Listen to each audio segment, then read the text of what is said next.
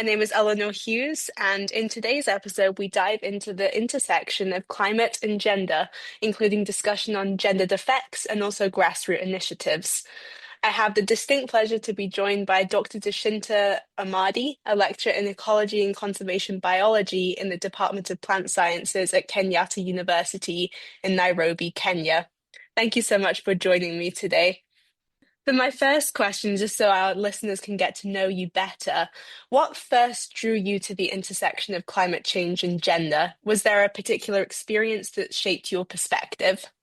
Well, thank you very much, Eleanor, for that question and even for inviting me to this podcast.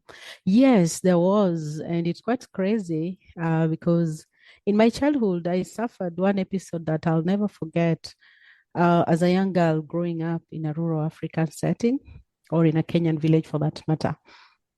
So I was around 8 or 10 years old. I can't really tell how old I was then. But I was with my elder sisters during one of the dry seasons going to fetch water.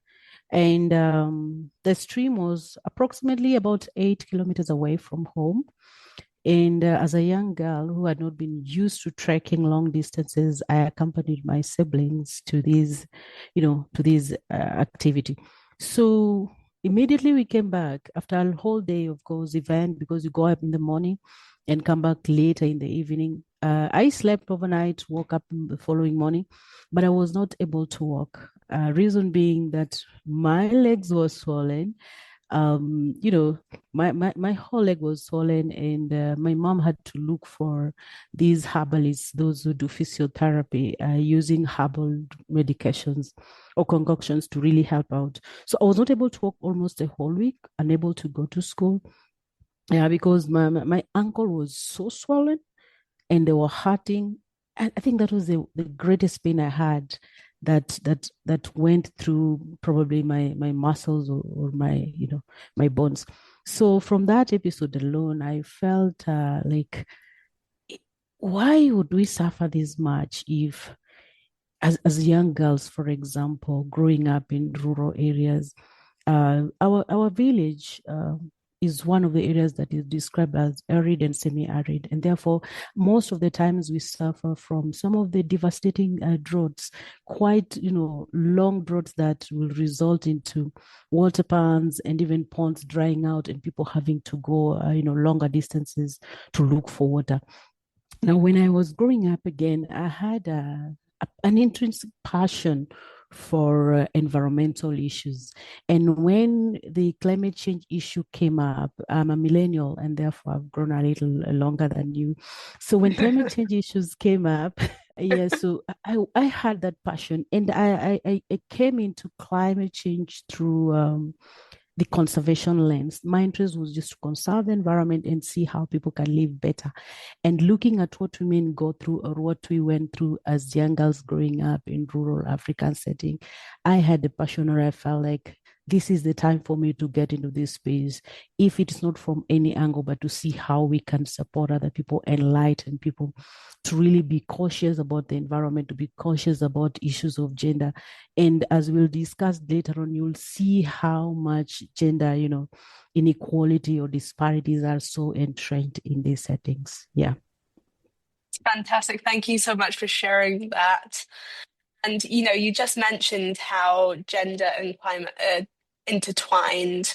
Because when people hear climate change, they often think of, just the melting ice caps or rising temperatures. How does gender fit into this picture as a whole, and why is it so crucial to understanding the crisis fully? Well, Eleanor, looking at it from the educational angle, because education is my background is in education as well as research currently, because I've transited into research work. Climate change, as it is, has three components, or what we call the pillars in climate change. One of the pillars is on population. The other pillar, it's the planet, and the other pillar is the profit. So the triple P, often referred mostly in sustainability discussions, because whenever we talk about environmental or global sustainability, we look at the three Ps: the population, the profits, and the planet. And a lot has been done on the planet component that looks at the impacts on the environment. And of course, there has been back and forth discussions between the profit and the planet, which is dealing more so with ecosystems and environment as at large. But you find that the P component that discusses or handles people is actually often sidelined. Looking at the IPCC reports, the reports that climate change is, rooted in or grounded in, they are more into the empirical studies, in quantitative studies that looks at how the ecosystems or the environment is affected. And that's when you mention these aspects of melting polar ice. And they're looking at temperature issues, polar ice, sea level rises. Those are the things that they're bringing on board and discussing and telling people, but they are not doing much when it comes to telling people about how does this climate change affect communities? How do they affect people? And this is where now the gender component comes in. If people have different roles and responsibilities in different settings, therefore it means that climate change will affect them differently. And therefore there's need to bring them at the core of these discussions. As you were saying before, obviously, and just talking as a whole, women tend to be disproportionately affected by climate change, as you said in your personal anecdote as well. Could you just share a couple of examples of how these gendered effects play out in real life and on the ground? Quite interesting, Elena. And probably maybe some of your listeners or some of the listeners may have not seen or heard about these, but these are true stories. Women and girls carry a lot of, responsibilities and burden when it comes to issues around how family setup is constructed. If you look at it, I'm talking about the African setting in this scenario. It's the woman's responsibility, it's the girl's responsibility to care for the children, to take care of the households, to provide food, probably to go to the farm, to fetch water, and to ensure everybody is served. In fact, it goes even further. Even after preparing food, it's the woman's role now to go back and after people have eaten, actually, it's their responsibility to remove plates from the table. You can imagine you've cooked and people have eaten from the table or wherever they ate from, but they leave plates wherever they ate. And as a young girl or a woman, it's your responsibility to do that and even clean after these people. So it tells you how much. And when you look at it from the climate change angle and in these regions, you find that women are the most affected when it comes to agriculture because smallholder farmers, it's most women who go to farms to really fend for these livelihoods. They go to the farm with the children, they have to provide this, they're the ones who have to fetch firewood and provide even water. So getting water when it is drought, it's their responsibility. Getting, sources of energy or even how this energy impacts them within the house, what is often under indoor air pollution. It's the women who are affected most because they're the ones who interact with these things. Therefore, when climate change comes in, then you find that women are affected more.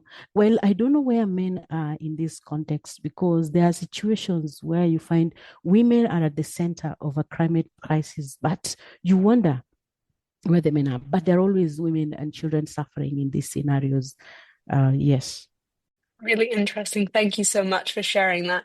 Just a quick follow-up question to that. Would you say that women in less socioeconomically developed countries are, more highly affected by climate change than women Definitely. in, yeah, like European Definitely. countries or Yes, you find that in regions of developing or what you call least developed countries, women are more affected. First, they are vulnerable. They are at the front line of this, crisis, climate crisis.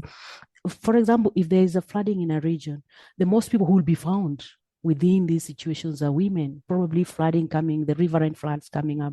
If it is drought, they're the people who will suffer because they need to provide food on the table. So whenever there's food insecurity that resulting from drought, extended drought or severe drought, they're the ones who feel the impact and they're the ones whose responsibility to provide. And therefore you find that they have that frontline sort of interaction with this climate crisis, and because they do not have much when it comes to education or even resources, wealth wise, you find that they are not well, empowered. You find that they therefore find it difficult to survive these situations, and therefore whatever you've just mentioned, that they're highly vulnerable, comes in. But in high resource setting, women are more or less equal to men. They have similar opportunities and they have all these resources, and therefore they are able to adapt, they're able to survive or even cope with the crisis. If there is a tornado somewhere and it's affecting both men and women in those kind of settings, it's different when you have a cyclone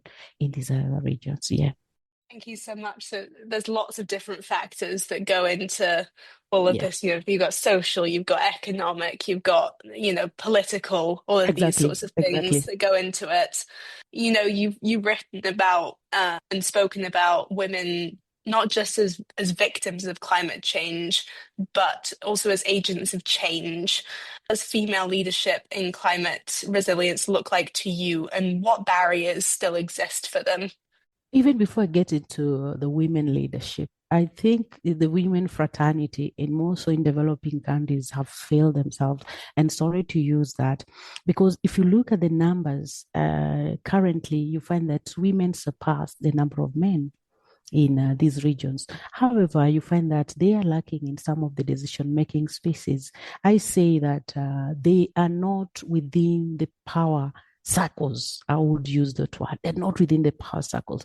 And therefore, you find that they therefore become victims, or they always get whatever has been implemented by others for them, actually. So you find that as women, first and foremost things, women need to be involved in decision making. They need to be present. If we take different industries, for example, in the sub-Saharan Africa or these developing nations, there are regions, there are sectors such as agriculture and forestry. We have sectors like water, we have sectors like energy, even in areas such as disaster risk reduction or disaster management. Women are always found in these sectors. I've already mentioned that in agriculture, they are the ones that contribute the largest, especially when it comes to smallholder farmers. When it comes to the water sector, women are the most affected. When it comes to the energy sector, they're the ones who suffer from the policies that do not favor, the energy industry, or they're the ones who suffer when they are working within their families. So as women, they need to try as much as possible to be in the decision making spaces. And once they get these decision making spaces, they will be able now to influence policies. They'll be able to influence masses that will be able to make impacts in these regions. They will be able to work with people. They'll be able to inform others and just push one another to get there. Now, some of the barriers that I would say exist, one in this region, is that women do not have access to resources. In the African setting, land is a very important resource, education, empowerment, and other things. So women do not have, like I said, access to decision making, or within those cycles, they are not there.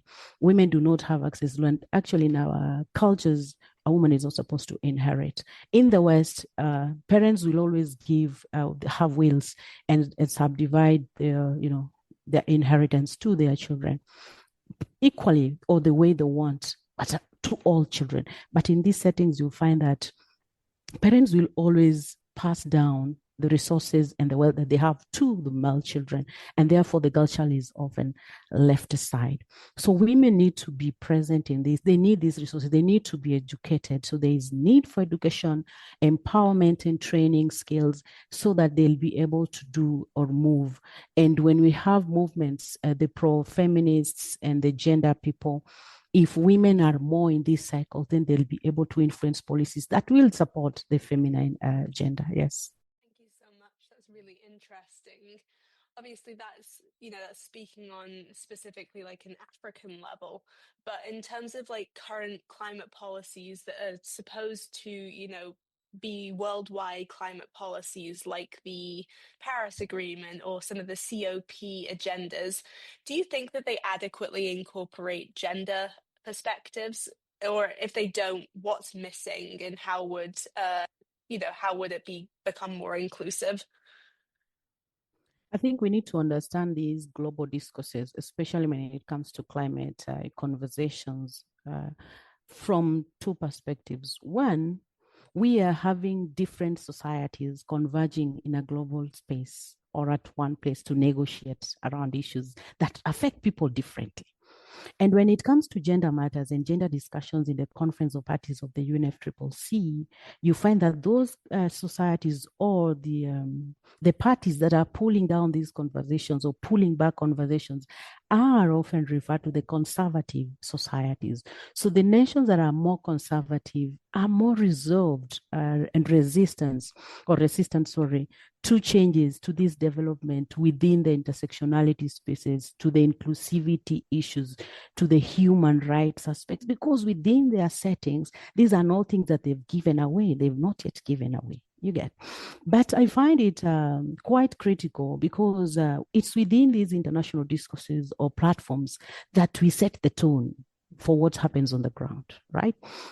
Because it is through the conflict. And I would applaud what has been happening in the recent past. Even though the past 2 years, last year and this year, that's COP29 and COP30, there has been pullback on matters gender and gender action plan. But let's look at where we've come from, right from the Beijing, plan of action, or where there was this declaration on gender equality, that's 30 years ago. And still, since that time of the Beijing, when women went to declare that declaration on gender equality, there has been stride. So we can see that there is change. People or communities are slowly and progressively moving towards gender inclusivity. However, you find that we are coming from deep-rooted systems, patriarchal system, and all other systems that did not give women equality or equal chances. And taking these away has not been easy. So these discourses, especially the global ones, for me, they're setting tones, they're providing, international policy frameworks and, structure, I would say. So these structures are the ones that trickle down to the signatory states, especially for the Paris Agreement and many others, that they need to implement or domesticate these, policies or laws. So when we have a strong agenda action plan, then a CSO or a grassroots somewhere within a country in a developing world can get up to the government and, push forward or push towards gender inclusivity using that document, right? Because you find that some of these settings are not really open for inclusivity and even for gender equity. Yeah. Thank you so much. You were just talking about grassroots initiatives there, and I just wanted to also pivot from, these international climate policies to talking about climate finance. Obviously, there's a lot of talk about climate finance, but you find that women's groups or grassroots initiatives do struggle to access this finance. Why is that? And what models actually work to get resources to those who are most vulnerable? I would say finance is the elephant in the room, the climate room. It is the big elephant. I mean, right from the health talks to the gender talks to the finance talks. The issue is how can this money or these finances be channeled to countries? Now, I'll give examples, but even before I get there, there has been, conversations around the pledges, from 100 billion pledge to 300 billion currently, and even a push currently that is moving towards 1.3 trillion, right? Yeah. Well, these are pledges and these are things that are being pushed. But you find that within the climate negotiations, these are non-binding. They are voluntary pledges. So states or parties are not actually under any, they're not under any obligation to really commit to these funds. And that's why you find that all these targets, whether it is adaptation targets, some of them really struggle to be met. But that's not the key thing. Now, that aside, and even talking about the 100 billion that has been now down the drain and looking at 300 and, currently 1.3 trillion, you find that there are structures, I will call them the red tape, the bureaucracies within these funds, looking at adaptation fund, looking at, Green Climate Fund, looking at even the carbon credits. But carbon credit has its own issues. Now, but looking at these two funds, especially the Adaptation Fund and Green Climate Fund, the narrative that exists is that if I use the context where I am currently, we have only one, designated national implementing entity or authority, just one, which is a government body, an environmental, institution for that matter. So tell me how money will trickle or resources will trickle from this global basket to the local grassroots if we have a cap here of a government body that has to see through what is being done and how it is being done. Now, it's even worse, and I'm still using my local context here in Kenya. It's even still worse for Green Climate Fund, where you find that it is the national treasury that is responsible for these resources. So tell me, how do you get the climate funds into government basket and expect that this money or these resources will reach the grassroots? It's quite difficult because of the many segments and basically when government gets the money, I'm not saying that this is what happens, but they have different priorities, right? And for a given local grassroots, an organization that probably needs water or maybe climate smart agriculture is their key thing. Government may need something like infrastructure, for example, or health or any other thing. And you might find priority changing. But again, the processes for getting these funds also have a lot of restrictions and a lot of management caps that limits the grassroots from getting them. Now, flipping it to the other side on how best or how these funds should be to ensure that the local communities can receive them, I think first and foremost, we should reduce the red tape. And from my own thinking, there should be, or this funding, whether it is adaptation or even Green Climate Fund, needs to have something, what we call the bands. We need to have small funds for small CSOs or for the groups that are at the local level, and maybe some medium, resources and high level resources, or what we call the larger grants for the national level and maybe medium grants for the regional level, but just some grants for the grassroots to enable different segments or different groups to access these funds differently, not by putting it together in one basket and saying that everybody else now, this is what you need to look up for. That's one thing. But the other thing is to reduce those bureaucracies. And of course, we have the multilaterals and the entities, the implementing entities such as the UNEP and UNDP. I think these institutions, the UN bodies, can bridge the gap, the skill gap, and even the resource acquisition gaps, for these local grassroots and help them working with national governments and with these facilities to help these resources trickle down to the locals. Yeah. A lot about, the political side of things, the social side of things, how gender intersects Mm-hmm. with all of these finance, all of these sorts of things. And Mm-hmm. I just wanted to end off with a couple of reflective questions for you. So obviously you talked a little bit about your personal experiences and all of that. Um, could you share a story of a community or a project that you've seen that embodies gender responsive climate action? Something that gave you hope for the future? Yes, and they exist, although they are anecdotal in nature. So they hardly come out. Here in Kenya, of course, Kenya is, I would say, 70% or more than 60% arid to semi-arid. So there have been projects here on climate resilience, especially when it comes to climate smart agriculture, incorporating agricultural technologies about water harvesting and water conservation, training people, connecting communities to markets, and just trying to ensure that what communities manage to produce from the CSAs can really help them improve their livelihoods. This has happened, and in one of the projects that was implemented in Kitui County, that's one of the counties in the arid and semi-arid areas in Kenya. The thing that gave me hope, and when I looked at the impact, I was smiling, is that more than 75% of the beneficiaries of the project were actually women. So when Wow. these projects are implemented, yes, over 3,000 That's amazing. beneficiaries. Holy moly. Over 3,000 were beneficiaries of this, but out of these 3,000, over 2,000 were women.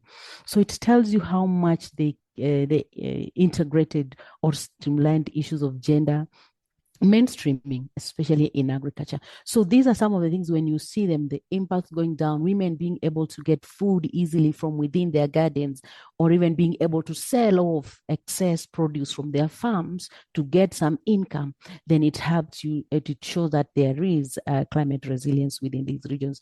And more of these are needed. There's need for these, gender mainstreamed climate adaptation practices within the region, especially in regions that are actually climate impacted, like Kenya. Thanks. That's fantastic. That's absolutely amazing to hear that that was so many of those beneficiaries were women. You were just speaking about how we can bring these climate issues into the mainstream. So I just wanted to ask a little follow-up question on that one. Which is how can we shift public discourse so that gender justice becomes a core part of the whole climate justice initiative rather than just a side note? Yeah, what's happening currently in the COPs and probably at the grassroots, and when I say grassroots in this context, I mean the national levels, CSOs have come out strongly. The pro-gender, justice and the pro-feminists have come out very strongly to push this.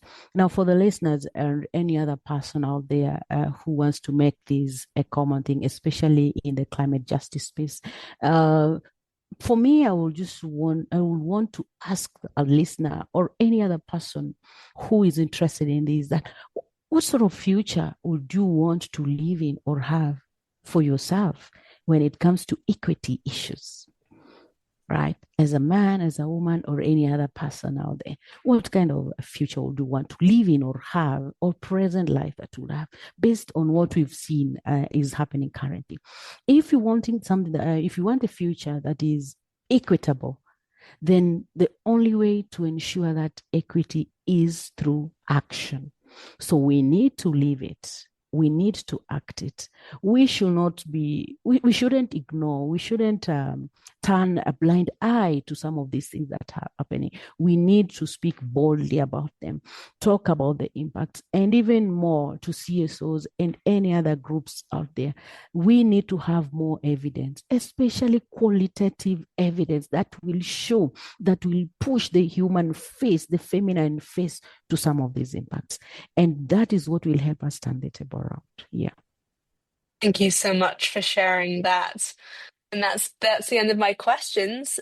So Yeah. thank you again to Dr. Amadi for joining me and the work that you continue to do at the intersection of gender and climate policy. As we've heard today, there's a lot of factors that go into the entire climate initiative, from social to gender to financial to political, and Yeah. all of these aspects come together and will push us forward into the hopefully a good climate future for everybody. This was 37th in the World, the official podcast of the Georgetown Journal of International Affairs. Please be sure to subscribe and leave a rating on your preferred streaming platform. To support the podcast, click the link in this episode's description. And for more expert interviews and international insights, head over to gajia.georgetown.edu. This was 37th in the World, the official podcast of the Georgetown Journal of International Affairs. Please be sure to subscribe and leave a comment and rating on whichever streaming platform you use. To support the podcast, you can click the link in this podcast's description that says support the show.